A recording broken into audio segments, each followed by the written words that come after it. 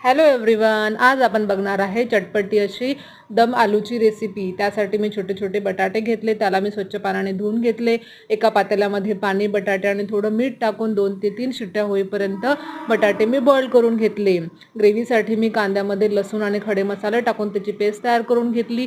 Tomato puree तयार करून घेतली आणि मसाल्यासाठी मी दही, त्याच्यामध्ये मी धनापूड, हळद, तिखट, चवीनुसार मी मीठ टाकले।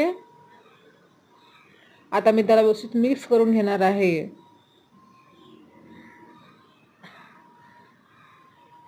एकदम चविष्ट आणि स्वादिष्ट रेसिपी आहे। एकदा तुम्ही घरी नक्की ट्राय करून बघा। त्यामध्ये मी थोडी साखर टाकून त्याची पेस्ट तयार करून घेतली।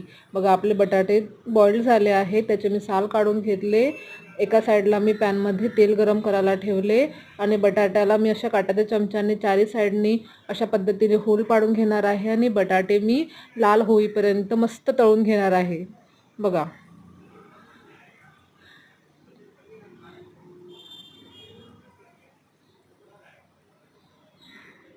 अशा पद्धतीने लालसर होईपर्यंत छान मस्त फ्राय करून घ्यावे। बघा, आता आपले बटाटे फ्राय झाले आहे।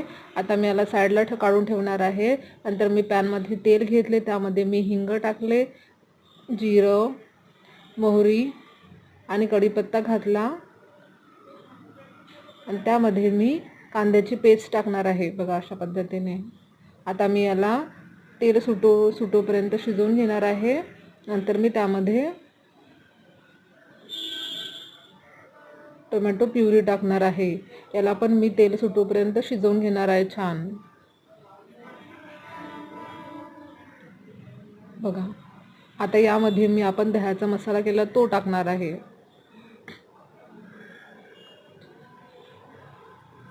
आता परत मी याला शिजवणार आहे चांगलं।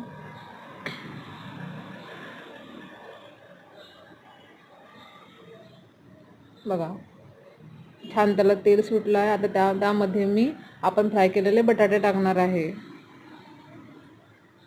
आता मी याला व्यवस्थित मिक्स करून घेणार आहे, थोडी वाफ येऊ देणार आहे आणि त्यामध्ये मी थोडंसं गरम पाणी टाकणार आहे।